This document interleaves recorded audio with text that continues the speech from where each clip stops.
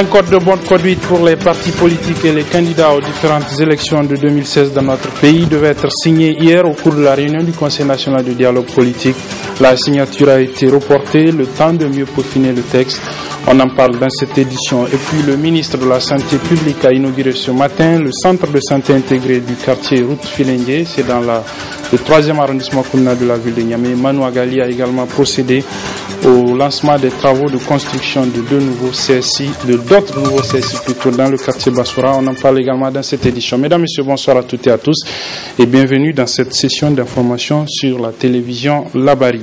Retenez d'abord que dans le cadre de la deuxième journée des matchs de poule du CHAN Rwanda 2016, le Niger, logé dans la poule C, a concédé cet après-midi un nul face au Sili national de Guinée, 2 buts partout.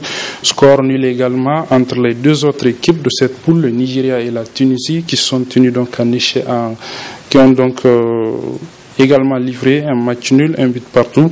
Le MENA national menait pourtant 2 buts à 0 jusqu'à la 70e minute. L'équipe nationale du Niger est donc dernier de sa poule avec seulement 1 point puisqu'il a perdu sa première rencontre face au Nigeria qui est donc le premier de cette poule suivi de la Guinée et de la Tunisie. 3e et dernier match pour les poulains de François Zawi jeudi prochain face à la Tunisie. Sachez également que vous suivrez à la fin de cette édition, en partie magazine donc de ce journal, un entretien que nous a accordé ce matin M. Amadou Tidiansi, journaliste sénégalais, directeur général d'une école de formation en journalisme basée à Dakar. Il est au Niger dans le cadre d'une formation de renforcement de capacité des journalistes nigériens sur des questions de genre dans le cadre de l'exécution d'un projet exécuté donc par l'Union des journalistes ouest-africains avec son association membre du Niger, l'association des journalistes du Niger.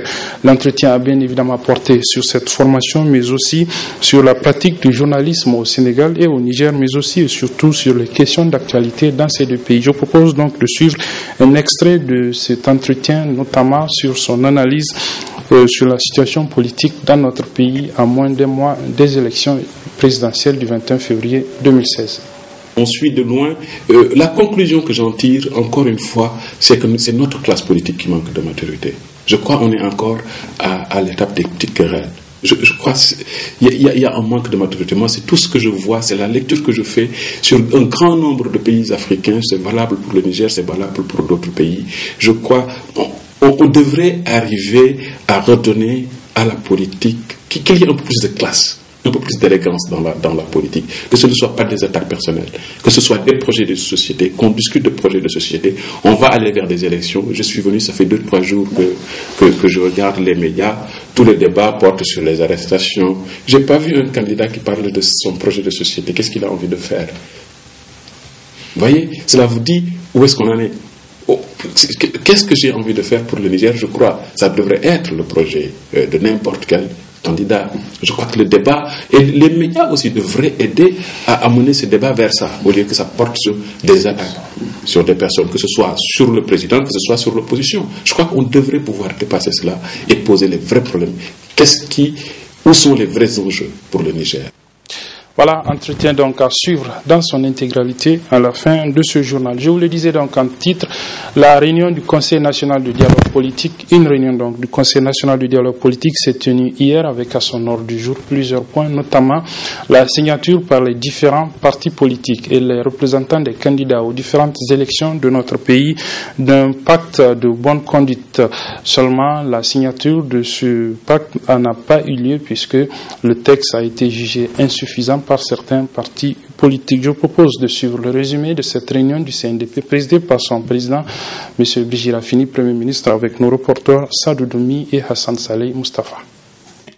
Parmi les points à l'ordre du jour de cette réunion, c'est le 3e point relatif au rapport du comité chargé d'examiner les propositions de modification des lois électorales introduites par la CENI qui a fait couler beaucoup d'encre et de salive. L'opposition politique opte pour le bulletin unique pour les élections législatives. En toute honnêteté, nous savons qu'en mettant les avantages en balance, il n'y a pas à comparer. Parce que nous avons fait d'abord les avantages en disant que sur l'aspect même technique de conception du bulletin les plus faciles de le faire, unique, parce que le bulletin unique, c'est par circonscription. Les gens ne comprenaient pas que c'était par circonscription et c'est par parti politique, c'est pas en fonction des candidats. Et le bulletin unique a l'avantage de faire une économie telle qu'a dit la CENI. Et le bulletin unique règle tout le problème de logistique que tout le monde a connu au Niger.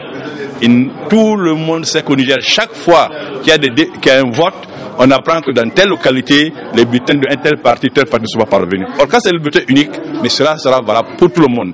S'il faut commencer à 8 heures, pour tous les partis, ça commencera à 8 heures. Il y a plus d'avantages pour le bulletin unique que les autres. Même les partenaires techniques l'ont vivement recommandé à la CENI. La majorité de son côté, elle, préfère les bulletins par parti. Au bas mot, en termes de bulletins, on peut penser qu'il puisse y avoir sur une même feuille 90 logos de partis politiques. Et vous voyez, il va sans dire que, particulièrement dans le milieu rural, ça va entraîner beaucoup de confusion. Donc, nous, la majorité, nous avons pensé que le moment n'est pas encore venu d'y aller vers le bulletin unique pour les élections locales, pour les élections législatives, et nous étions donc opposés à cela. Ça a un aspect positif, effectivement, d'avoir un bulletin unique, mais il faut regarder un peu les électeurs, est-ce qu'eux, ils pourront être à même de pouvoir exercer leur droit de vote à travers ça. Et ça ne va pas entraîner beaucoup de confusion à ce niveau-là. C'est pour ça qu'au niveau de la majorité, nous avons donc rejeté le principe donc, du bulletin unique. Les deux partis n'arrivent pas à s'entendre.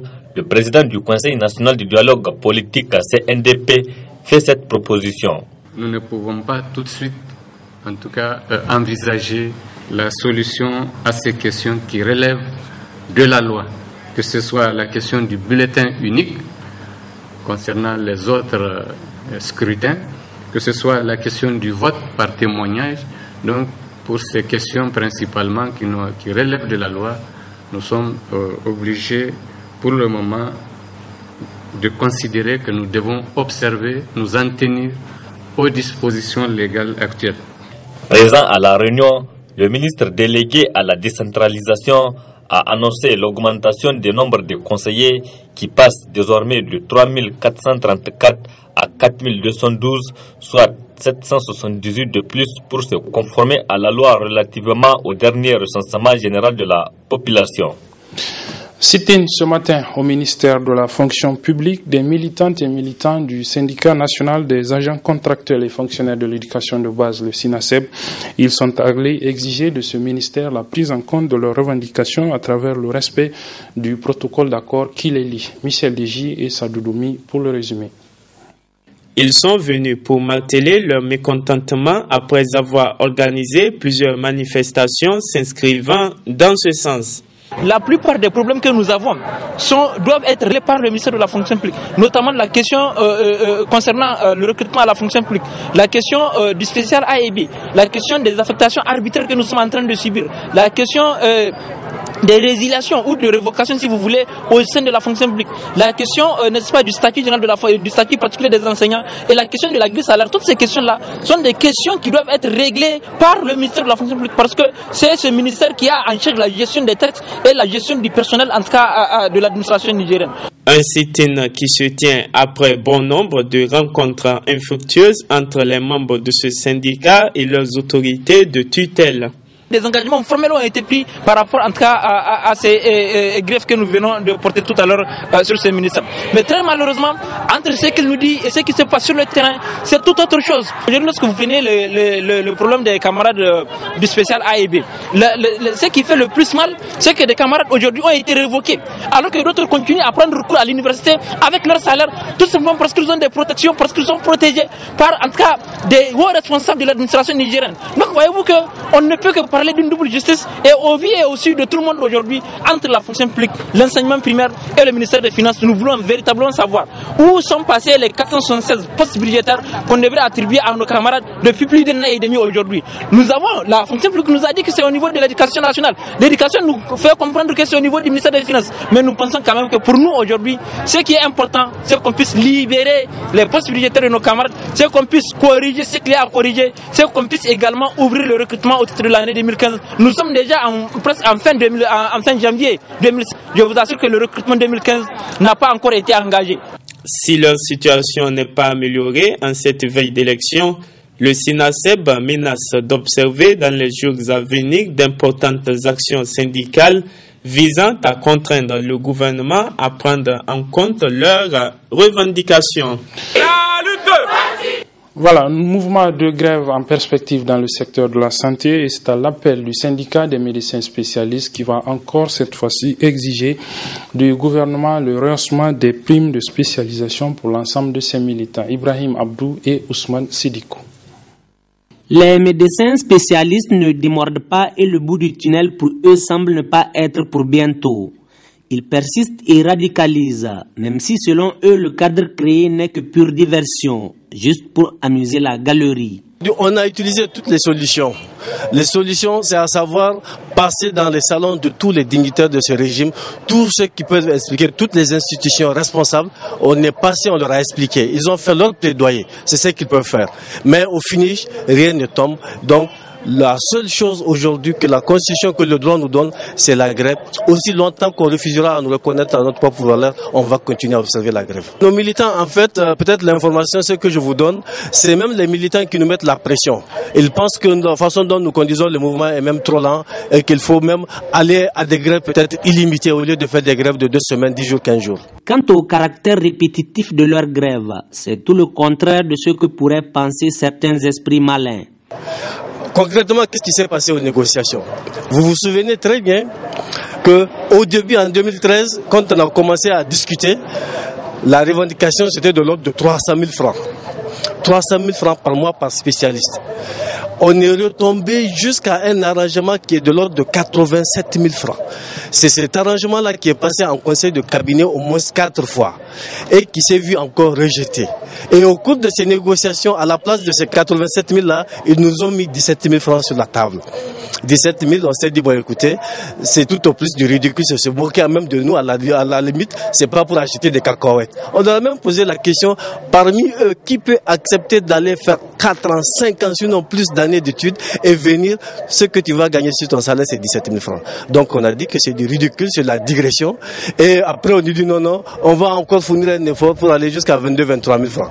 Donc tout ça, on a vu que ce n'est vraiment pas la bonne foi. La revalorisation de leur salaire, mordicus, ils y tiennent et n'entendent concéder aucune concession, ce qui fait craindre d'autres mouvements étalés sur une longue durée. Le quartier Route Filengue, dans le 3e arrondissement communal de Niamey, a un centre de santé intégré. Il a été inauguré ce matin par le ministre de la Santé publique, Manou Agali. C'est la Fondation islamique internationale de bienfaisance qui a financé la construction de ce centre. Aboubakar Souley et Ali Sissé Ibrahim pour le compte rendu. Les habitants du quartier Route Filengue sont aujourd'hui dans l'allégresse et c'est massivement qu'ils sont venus assister à la cérémonie d'inauguration du centre de santé intégré qui va contribuer à l'amélioration de leurs conditions de vie. Ce centre de santé intégré a été construit avec l'appui financier de la Fondation internationale de bienfaisance dont le représentant Moustapha Fadoul explique ici les motivations de sa structure. Ce centre de santé entre dans une série de projets fournis par la Fondation islamique depuis l'ouverture de son bureau au Niger en 1988 dans divers domaines, à savoir la santé, l'éducation, l'eau, l'assainissement, les projets de développement communautaire, les microcrédits et la protection de l'enfant. Ce projet qui a été financé par le partenaire stratégique de la Fondation islamique, j'ai nommé ici la Zakat House chrétienne, comprennent une salle d'accouchement, un dispensaire et plusieurs services sanitaires qui seront mis au profit des habitants de la commune d'un coût total de 80 millions francs CFA. Prenant la parole à son tour, le ministre de la Santé a relevé le rôle important que jouera le centre de santé intégré dans la prise en charge sanitaire des populations. D'un coût de 80 millions de francs CFA, cet important investissement va sans nul doute contribuer à améliorer l'accès aux soins de santé de qualité à des milliers de personnes réparties dans ce quartier et environ. Par ailleurs, je me dois de lancer un appel à l'endroit des populations bénéficiaires d'avoir toujours à l'esprit que cette formation sanitaire leur appartient. Elles doivent donc en prendre soin et contribuer de quelque manière que ce soit à son bon fonctionnement. Ainsi, au cours de cette cérémonie d'inauguration du CSI route Filengue, tour à tour, le chef du quartier, le maire et le gouverneur de la région de Niamey se sont succédés pour exprimer leurs remerciements à l'endroit de la Fondation islamique internationale de bienfaisance. La Fondation islamique internationale de bienfaisance qui a financé la construction de ce centre de santé intégré du quartier route Filengue va également financer la construction de 12 autres centres de santé dans la ville de Niamey. Le ministre de la Santé a présidé ce matin, cette fois-ci au quartier Bassoura, le lancement de la phase de construction de ces 12 centres de santé. Retrouvons nos reporters Ouakar Souley et Ali Sissé Ibrahim. Dans l'optique de l'amélioration de la santé des populations, le ministre de la Santé publique s'est rendu dans le quartier Bassoura pour lancer la phase de construction de 12 centres de santé intégrés qui seront répartis dans 6 régions de notre pays. Et cela avec la participation financière de la Fondation islamique internationale de bienfaisance. Les 12 centres de santé intégrés seront construits dans 6 régions de notre pays, à savoir un centre de santé intégré dans la région de Difa, 3 dans la région de Tilaberi, 2 dans la région de Niamey, 3 dans la région de Tawa, 2 dans la région de Zender et 1 dans la région d'Agadez. Ces gestes combien importants de votre fondation, appuyée par la maison Zakat House du Koweït, viennent soulager la population du quartier Bassoura de Niamey et environ qui parcouraient de longues distances pour bénéficier des soins de santé dont elles ont besoin. Faut-il les rappeler, la Fondation islamique internationale de bienfaisance a toujours œuvré aux côtés du ministère de la Santé publique dans la lutte contre la maladie, par la construction des infrastructures, l'appui en médicaments, la lutte contre les épidémies et la lutte contre la malnutrition. Ainsi, le ministre de la Santé de profiter de l'occasion pour transmettre à la Fondation islamique internationale de bienfaisance toute la reconnaissance et la gratitude du gouvernement nigérien. Fin de la tournée du président de la République Issoufou Mahamadou dans la région de Tawa. Il était hier l'hôte des populations du département d'Abala. Le résumé avec nos envoyés spéciaux chez Bouguisso et Nasser Dantouf.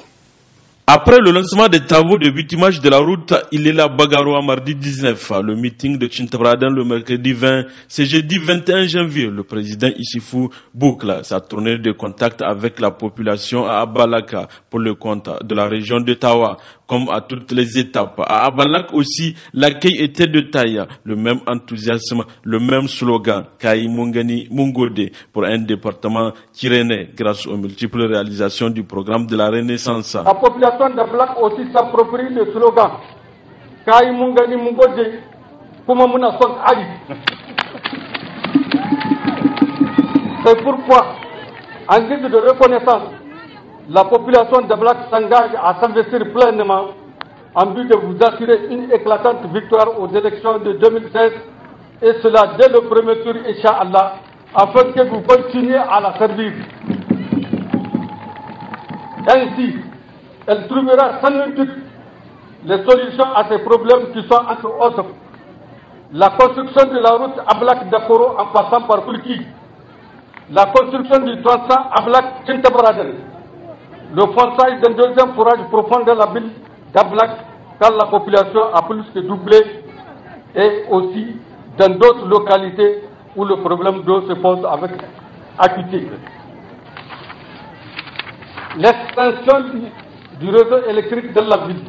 Le président Issoufou Mahamadou s'est réjoui des résultats obtenus du programme de Renaissance dans ces 8 axes, même si beaucoup reste encore à faire. Maya alkawla guda 8 a gabanku. Alkawali na farko shine muka ce zaman kokari mu girka mulkin demokradiyya mai daurewa. Alkawali na biyu mu tabbatar da kwanciyar hankali a cikin ƙasarmu. Alkawali na uku 'yan Niger su ci da 'yan Niger.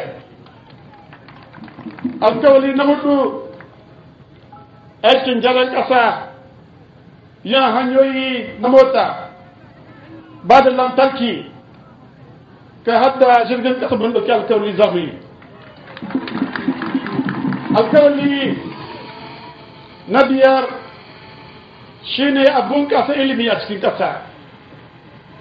Alƙawari na shidda shine tattalin lafiyar jama'a. Alƙawari na bakwai a ba jama'a ruwan sha. Alƙawari na ƙarshe na takwas shine a ba da aikin yi musamman wajen matasa masu zaman kashin wando. À Abalak, les notables n'ont pas dérogé à la règle. Ils ont offert au président Issifou 2 chameaux, une chamelle, une vache, un cheval et un mouton balami. Un cadeau symbolique à l'égard de cet homme qui, 5 ans durant, est en train de se battre pour l'amélioration des conditions de leur vie. L'Union nationale des éditeurs de la presse, UNEP, a organisé hier soir la première édition de la journée de la nuit Trophée Presse. C'est une initiative donc de cette organisation qui regroupe les directeurs de publication de plusieurs titres de la presse de notre pays. C'est une initiative qui vise à distinguer les entreprises qui ont marqué l'année qui a écoulé pour cette année, donc l'année 2015, pour leur performance dans les services. Aboubakar Souley et Adamou Somana pour le résumé. Cette soirée se veut celle du sacre des meilleures entreprises publiques et privées, ainsi que des hommes ayant réalisé des prouesses dans le domaine de la formation professionnelle au Niger durant l'année 2015. Une belle initiative à mettre à l'actif de l'Union des éditeurs de la presse, qui entend ainsi apporter sa pierre dans l'édifice de la culture de l'excellence. Nous nous sommes dit qu'après notre devoir, ou bien au-delà de notre devoir d'informer, de sensibiliser les populations, nous n'avons pas nous le devoir de reconnaître ce que les autres sont en train de faire de bien. La question la plus simple que nous avons posée aux uns et aux autres, c'est de savoir, est-ce qu'on peut comparer par exemple le Niger de 2010 au Niger de 2015 ? Peut-on comparer le Niger de 90 aux conférences au Niger de 2000 ? Unanimement, les gens ont répondu non, parce que ce Niger-là, ce n'est pas le même Niger. Ce Niger a évolué. Et si ce Niger a évolué, c'est parce que certains de ses fils ont œuvré au développement de ce pays-là. C'est parce que certains de ses fils ont eu des projets, ils ont fait des efforts pour développer ce pays-là. Donc pourquoi ne pas reconnaître les efforts des uns des autres et les reconnaître ça officiellement, publiquement, à travers leur remettant certains trophées ou bien certains témoignages de reconnaissance. Prenant la parole à cette occasion, le représentant du ministre de la Communication a vivement loué cette initiative. Et cette initiative est très importante dans la mesure où la question macroéconomique nous impose que l'ensemble des acteurs de développement se tiennent la main dans la main et soient solidaires. Les responsables des entreprises qui ont accepté de partager leurs profits avec les médias pour que demain nous ayons des entreprises de presse véritables, pour qu'elles-mêmes, au-delà de la visibilité qu'elles recherchent, contribuent à l'émergence de ces entreprises-là. C'est une dizaine d'hommes et d'entreprises qui s'est vu distinguer au cours de cette première soirée de l'excellence dans divers domaines. Soulignons que la palme revient au groupe Al-Izza qui s'est vu nominé à 4 reprises dans ses différentes prestations. Comme annoncé, donc, la partie magazine est consacrée à un entretien que nous a accordé ce matin M. Amadou Tiyansi, journaliste sénégalais, directeur général d'une école de formation en journalisme basée à Dakar. Il est venu au Niger pour un atelier de renforcement de capacité des journalistes nigériens sur les questions du genre dans le cadre de l'exécution d'un projet de l'Union des journalistes ouest-africains avec son association membre ici au Niger qui est l'UJN, l'Union des journalistes du Niger. L'entretien, comme je vous le disais, a bien évidemment porté sur l'atelier qu'il a animé, mais aussi sur les questions d'actualité au Niger et au Sénégal. Je propose donc de suivre cet entretien. Très bonne réception et bonne suite des programmes sur la télévision Labari. Amadou Tijansi, bonjour. Bonjour. Vous êtes journaliste de formation. Vous êtes directeur d'une école de formation en journalisme à Dakar. C'est l'IJCOM. Vous êtes ici au Niger dans le cadre d'une formation que votre école assure, dans le cadre de l'exécution d'un projet de l'Union des journalistes de l'Afrique de l'Ouest avec l'association nigérienne, membre de cette union, l'AJN, l'association des journalistes nigériens. Avant peut-être de parler de cet atelier que vous avez animé pendant ces 2 derniers jours. On va, actualité oblige, puisqu'on a un journaliste en face de nous, on va parler de l'actualité dans votre pays, le Sénégal. Elle est marquée par cette question de révision de la Constitution que le président Macky Sall veut entreprendre, notamment il y a 15 modifications qu'il va apporter à la Constitution, et la principale, c'est une de ses promesses électorales, réduire la durée du mandat présidentiel de 7 à 5 ans, dont le mandat qu'il est en train d'exécuter. Alors, parlez-nous un peu de cette actualité, parce qu'on a vu quand même qu'il y a des oppositions au sein même de son camp par rapport à cette question de réduction de la durée du mandat présidentiel. Oui, c'est une question qui fait débat, beaucoup de débats. Mais comme je dis, en tout cas, moi, je fais partie de ceux qui pensent qu'il s'agit d'un faux débat. Il s'agit de ce genre de débat que la classe politique aime jeter à l'opinion pour éviter de traiter des questions sérieuses. Les questions sérieuses pour les Sénégalais aujourd'hui, c'est bien entendu, c'est une question de gouvernance qui est importante, mais les questions les plus sérieuses aujourd'hui pour les Sénégalais, c'est la crise dans le système éducatif, c'est les questions de santé, c'est la question du niveau de vie, c'est les questions de justice sociale. Bien entendu, comme je le disais, la question du mandat présidentiel est importante, mais qu'elle occupe tout le débat dans tout l'espace médiatique sénégalais depuis 2, 3, 4, voire 4 ans, je crois que ce n'est pas très juste. Je crois que ce n'est pas très juste. Le président avait promis de réduire son mandat. Il y a 1000 manières de le faire. Je crois qu'il peut prendre une décision, arrêter ce débat et puis commencer à s'occuper des questions sérieuses qui intéressent les Sénégalais. Cela dit, la question du débat, il faut la voir de manière plus large sur la question du mandat, je voulais dire, sur le plan de la gouvernance. Qu'est-ce que ça nous apporte? Je crois qu'en Afrique, c'est ça notre grand problème. Nos leaders politiques n'ont pas encore appris à savoir que le pouvoir, il se prend pour gouverner, diriger, changer, moderniser un pays, le transformer dans le bon sens, et non juste toujours pour de petites querelles personnelles autour de positions, autour d'intérêts particuliers. Peut-être sa valeur, parce que le débat aujourd'hui, on va l'élargir sur le plan africain. Beaucoup de chefs d'État ont plutôt cette tendance à se cramponner au pouvoir. Lui, il a un mandat de 7 ans, il dit que c'est trop, il veut le réduire. C'est une première, non? Bon, je crois, la manière dont il hésite nous fait penser que était-ce une promesse sincère ou une promesse électorale. Je crois, aujourd'hui, il a été acculé par les citoyens qui lui disent, vous aviez promis, et n'oubliez pas que nous sommes dans un pays où un ancien président a eu un antécédent sur une promesse non tenue, sur le fait de se dédire. Je crois qu'à chaque fois, les gens le lui ont rappelé. Mais encore une fois, pour moi, le fond du débat, ce n'est pas cela. Que Macky Sall fasse 7 ans ou 5 ans, le fond du débat, c'est qu'il sache qu'à un moment, il devra partir et qu'à un moment, il faudrait qu'on donne aux citoyens la possibilité de faire ce choix-là, de le faire partir ou de le faire rester.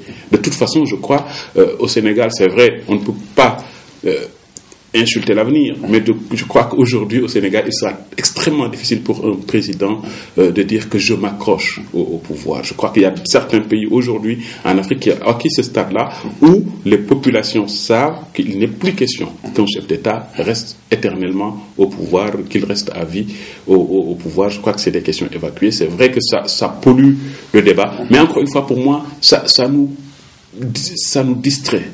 Ça nous éloigne de l'essentiel. L'essentiel est qu'il tienne ses promesses électorales. L'essentiel est qu'il y ait une rupture, qu'il y ait de la transparence. Vous parlez d'actualité politique. L'actualité politique, ce n'est pas uniquement le mandat présidentiel, c'est la question de la transhumance que les Sénégalais abordent, que les Sénégalais... La transhumance, je ne sais pas si je le dis au Niger, est-ce que les gens comprennent? C'est le fait pour des responsables politiques de quitter leur parti dès qu'il se retrouve dans l'opposition pour se retrouver au pouvoir et bénéficier des privilèges. Ce qui montre encore une fois que notre conception, ou la conception que nos leaders politiques ont du pouvoir, est une très mauvaise conception. Il s'agit de gérer des intérêts particuliers, il s'agit de gérer des postes, il s'agit de gérer des privilèges, alors qu'au fond, la politique au sens noble du terme, nous le savons tous, ce n'est pas cela. Toujours dans l'actualité du Sénégal, il y a aussi le cas Karim Wade, le fils fils de l'ancien président. Où est-ce qu'on en est par rapport à son dossier? Bon, ça, je crois que c'est à l'étranger que les gens s'en préoccupent. Encore une fois, c'est vrai, il y a eu un grand débat sur la légitimité de la Cour qu'il a jugée. Il a été jugé et condamné. Je crois que c'est un fait. Les Sénégalais ne reviennent pas dessus. Pour moi, le problème de fond, on ne peut pas souhaiter à quelqu'un la prison, mais le problème de fond, c'est la reddition des comptes. Et je crois que ceux qui sont au pouvoir aujourd'hui, quel que soit leur pays, c'est pas seulement le Sénégal, on a vu au Nigeria, les anciens fonctionnaires qui travaillaient ou responsables du gouvernement qui travaillaient avec Goodluck Jonathan font aussi face à des procès. Il faut que les gens sachent que lorsqu'ils sont au pouvoir, dans un régime démocratique, on ne peut plus faire ce qu'on veut. Le cas Karim Wade, c'est aussi simple que cela. Je ne sais pas si vous vous souvenez qu'on l'appelait le ministre du ciel et de la terre. Cela veut dire les pouvoirs qu'il avait. Y compris sur les ministres qui étaient membres du gouvernement, le pouvoir qu'il avait dans le pays. On ne prend pas le pouvoir pour soi. Je crois que le problème de fond, ce serait très bien si nous, des médias, nous prenions la peine de dépasser les petites querelles, de ne pas personnaliser les choses et de discuter des principes. Le problème, c'est la gouvernance, c'est la gestion des deniers publics. Avec le cas Karim Wade, c'est une question de gestion des deniers publics, c'est une question de comportement, c'est une question d'éthique. Comment je me comporte quand je suis au pouvoir? Et ça, c'est des problèmes que nous devons régler. Ça nous aiderait à avancer. Mais à chaque fois qu'un président parte, il faut qu'il y ait une chasse aux sorcières. Parce que justement, ceux qui étaient là avant n'ont pas fait ce qu'il fallait faire. Bon, moi, je crois c'est des choses qu'on ne peut pas, quelle que soit par ailleurs la légitimité ou l'illégitimité de la Cour qui l'a jugée, on ne peut pas défendre que quelqu'un soit au pouvoir, qu'il pille les deniers publics et que demain il dise je ne rende pas et je ne rende pas les comptes. Alors, vous êtes responsable d'une école de formation de journalisme. Parlez-nous un peu de la presse au Sénégal, comment est-ce qu'elle se porte? Non, je crois que c'est un peu à peu près comme dans tous nos pays, hein. Il y a du très bon, il y a de bons journalistes, il y a d'excellents médias qui essaient de faire du bon travail dans les conditions que vous savez. Bon, mais en même temps, vous savez, comme dans tous les pays, il y a des problèmes, il y a des problèmes sérieux, il y a des problèmes sur les questions d'éthique, de déontologie, sur les questions de professionnalisme. Je crois il y a des problèmes sur la régulation même du métier parce que n'oublions pas, c'est une profession libérale, donc qui fait que l'accès parfois est assez facile, la création de journaux est relativement facile. Bon, cela va de soi pour des gens qui défendent la liberté de presse, la liberté d'expression, la liberté d'opinion. Cela va de soi qu'on favorise la naissance de journaux, mais en même temps, voilà, vous avez parfois des dérives de la même manière que à côté, vous avez des gens qui essayent, malgré toutes les difficultés, malgré tout, qui essayent de faire un bon travail. Est-ce que cela, c'est par manque de professionnalisme? Parce que le Sénégal, quand même, a des écoles de renommée en journalisme. L'environnement, il ne faut pas voir la presse comme un secteur isolé. J'ai tendance à dire que ce qui se passe dans la presse, c'est ce qui se passe partout. Ce qui se passe dans la presse en Afrique, dans n'importe quel pays que vous prenez, la presse ne sera que le reflet de la société dans laquelle il évolue. Dans un pays où il y a de la corruption, il va de soi qu'il y aura de la corruption dans la presse. Parce qu'appelons les choses par leur nom, ce qui se passe parfois dans la presse, c'est de la corruption. Il ne faut pas avoir peur de le dire. Je crois, dans un pays où le niveau d'éducation n'est pas assez élevé, cela va de soi que le niveau de formation des journalistes va s'en ressentir. Donc, je crois, il faut le dire, dans un pays où ça ne marche pas dans les institutions ministérielles, où il y a des lenteurs dans l'administration, cela va de soi que la presse aura disons la même manière de fonctionner. Donc il ne faut pas détacher la presse du reste de la société. Maintenant, c'est pas pour justifier ce qui se fait dans la presse. Moi je dis toujours, nous sommes parce que notre travail est visible. Un médecin peut être dans un hôpital, je ne sais pas, ne pas bien faire son travail, ça reste entre lui et ses collègues. Vous faites pas bien votre travail, dès demain, ça se sait. Ce soir, même si vous présentez votre journal et que c'est mal fait, c'est tous les Nigériens qui vont vous dire votre journal de ce soir était très mal fait. Donc, voilà. C'est ça la grosse difficulté, et c'est pour cela notre défi. Nous parlons au public. Et ensuite, il y a ce rôle noble que nous oublions de notre mission. Cette mission d'informer le public sur des questions d'intérêt public. Et quand on dit intérêt public, ce n'est pas forcément ce qui intéresse le public. Le public peut être intéressé par des petites questions, par pur voyeurisme. Nous sommes tous des êtres humains. Il y a de petits scandales qui peuvent nous intéresser, mais qui n'ont rien à voir avec l'intérêt public. L'intérêt public, c'est comment nos pays sont gérés, c'est comment ce qui nous appartient, notre République, notre pays est géré, c'est comment notre pays marche, c'est comment notre société fonctionne. Et je crois que ça, c'est des questions qui auraient dû intéresser les médias et y porter toute l'attention qu'il faut. Malheureusement, souvent, c'est pas le cas. Dans la presse, on se laisse divertir par des politiciens d'un côté, je ne sais pas, des gens d'autres secteurs, d'autres côtés, et tout ça, je crois, ça fait pas bien, mais encore une fois, c'est le reflet de nos sociétés. Voilà, alors vous avez passé 2 jours face à des journalistes, ça vous a permis de prendre un peu le pouls aussi de la presse nigériane. Comment vous l'appréciez dans son évolution? Bon, je crois que on était là dans le cadre d'un programme de renforcement des capacités qui concerne l'ensemble des pays de la sous-région. Cela veut dire, si on peut lancer un programme et l'appliquer à l'ensemble des pays de la sous-région, ça veut dire que pour l'ensemble des pays de la sous-région, les problèmes sont à peu près les mêmes. Je crois que ce que dit pour la presse sénégalaise est valable aussi ici. J'ai un peu regardé les journaux. Je dois dire que je connais quand même un peu la presse nigérienne. C'est pas mon premier séjour ici. Et je suis en contact permanent avec certains confrères. Je sais plus ou moins ce qui se passe. Je crois que c'est comme dans tous nos pays. Il y a du bon, il y a du très bon, il y a du moyen, et puis il y a du médiocre. Et puis vous avez tous ces je sais pas, tous ces mercenaires de la plume. Bon, ça, je crois que c'est un problème que nous, au niveau des médias, nous devons apprendre à regarder de face et à régler. Sinon, je crois que, voilà, vous lisez certains articles, vous êtes content, vous en lisez d'autres, vous êtes, mais qui a écrit ça? Voilà. Alors, parlez-nous justement de ce projet dans le cadre duquel vous êtes venu pour cette formation. C'est un projet de renforcement des capacités sur les questions de genre. Je dois dire que je suis au Niger juste pour superviser ceux qui ont participé à une formation de formateurs. C'est un projet de 3 ans qui concerne 15 pays de l'Afrique de l'Ouest, les 15 pays de la CEDEAO, plus la Mauritanie. Il s'agit à chaque fois de prendre un groupe de pays, d'en sélectionner des journalistes expérimentés qui ont plus de 10, 12, voire 15 ans d'expérience, de les former sur les questions de genre. D'abord faire une formation des formateurs, et chacun ou chacune des personnes formées retourne dans son pays faire des ateliers de restitution. Et ici, au Niger, on était ici dans le cadre de l'atelier de restitution pour le Niger. C'est quelque chose que nous avons déjà fait pour déjà 8 pays, ce genre d'atelier de restitution. Donc j'étais là juste pour voir est-ce que le programme se déroule bien. Le programme a essentiellement 2 objectifs. D'abord, renforcer la capacité des journalistes, et plus particulièrement des journalistes femmes, à bien comprendre les questions de genre, mais aussi les encourager à rester dans la profession pour demain pouvoir y occuper des responsabilités. D'ailleurs, ça, je crois que c'était un des critères qui a rendu difficile la sélection des participants à la formation des formateurs, parce qu'on voulait des journalistes expérimentés qui restent dans les médias. Ce qui n'était pas toujours évident, parce que souvent les journalistes, après 10-15 ans, se retrouvent dans des cabinets ministériels, dans des ONG.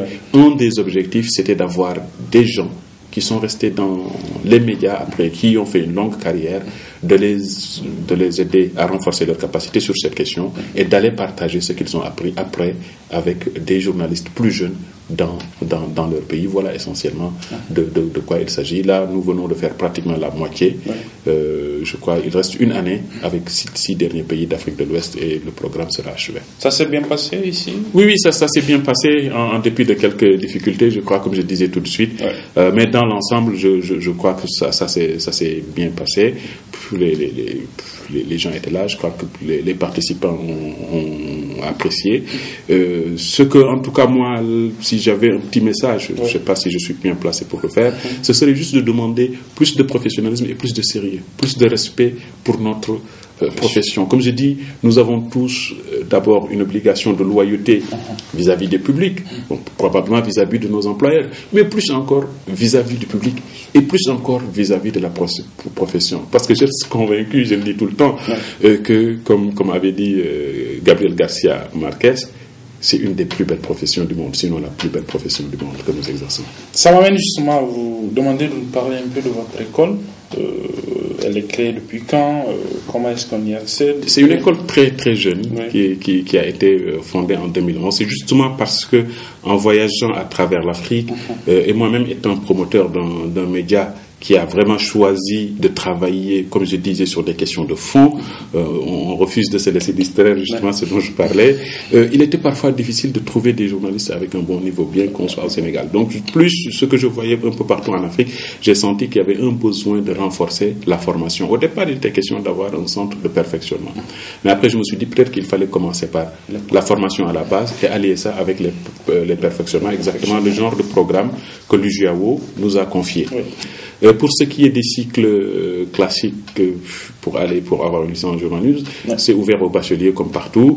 Et ce qui fait la particularité de cette école, tout en étant une école privée, on y entre par des tests. Parce que ça, justement, c'est pour aider à relever le niveau des médias. Parce que c'est un ancien journaliste qui a fondé cette école. Et comme je vous dis, je suis quelqu'un qui aime cette profession, très jaloux de cette profession, qui veut défendre cette profession.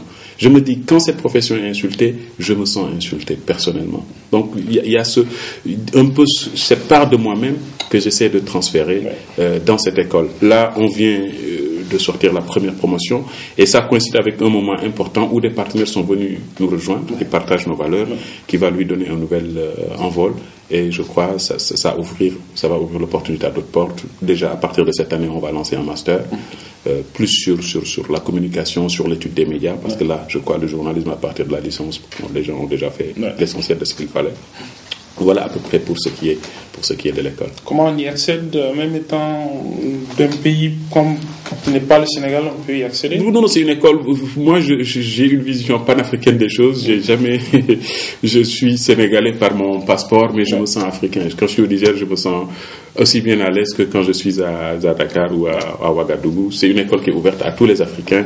Je crois, les gens peuvent. J'ai pas envie de faire de la publicité. Je vais pas abuser de votre antenne. Je crois qu'il y a un site web qui existe. Les gens qui peuvent y accéder et avoir toutes les informations concernant l'établissement. Alors, on va finir cet entretien avec une question sur la politique interne au Niger. Dans un mois, exactement, le 21 février, on va aller à des élections présidentielles.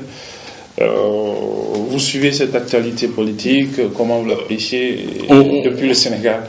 Je crois qu'on suit de loin. Ce serait un peu prétentieux de ma part de vouloir analyser la politique nigérienne devant les Nigériens. On suit de loin. La conclusion que j'en tire, encore une fois, c'est que c'est notre classe politique qui manque de maturité. Je crois qu'on est encore à l'étape des petites querelles. Je crois qu'il y a un manque de maturité. Moi, c'est tout ce que je vois, c'est la lecture que je fais sur un grand nombre de pays africains. C'est valable pour le Niger, c'est valable pour d'autres pays. Je crois on devrait arriver à redonner à la politique qu'il y ait un peu plus de classe, un peu plus d'élégance dans la politique, que ce ne soit pas des attaques personnelles, que ce soit des projets de société, qu'on discute de projets de société. On va aller vers des élections. Je suis venu, ça fait 2-3 jours que je regarde les médias. Tout le débat porte sur les arrestations. Je n'ai pas vu un candidat qui parle de son projet de société. Qu'est-ce qu'il a envie de faire? Vous voyez, cela vous dit où est-ce qu'on en est. Qu'est-ce que j'ai envie de faire pour le Niger? Je crois que ça devrait être le projet de n'importe quel candidat. Je crois que le débat, et les médias aussi devraient aider à amener ce débat vers ça, au lieu que ça porte sur des attaques, sur des personnes, que ce soit sur le président, que ce soit sur l'opposition. Je crois qu'on devrait pouvoir dépasser cela et poser les vrais problèmes. Où sont les vrais enjeux pour le Niger? Je crois dans ce pays, qui est un pays producteur d'uranium, où les populations manquent d'électricité, alors que c'est le même uranium qui fournit l'électricité à la France. Je crois que c'est des questions de fond que non seulement chaque citoyen, mais chaque acteur politique qui aspire à être élu devrait mettre au premier rang de ses agendas. Au lieu que les sorties soient on a arrêté tel et ton ceci, tel et ton cela. Je crois que aussi tant qu'on ne dépassera pas ces petites querelles de personnes, or c'est ce que je vois, je crois qu'on n'aura pas satisfait l'attente, la véritable attente des populations. Amadou Tijansi, merci. Merci de répondre à ces quelques questions de la télévision Labari. Je rappelle que vous étiez donc ici au Niger. Vous êtes encore dans le cadre de l'exécution d'un projet de l'Union des journalistes de l'Afrique de l'Ouest, un projet de renforcement des capacités des journalistes sur les questions de genre. Merci et à très bientôt. Merci.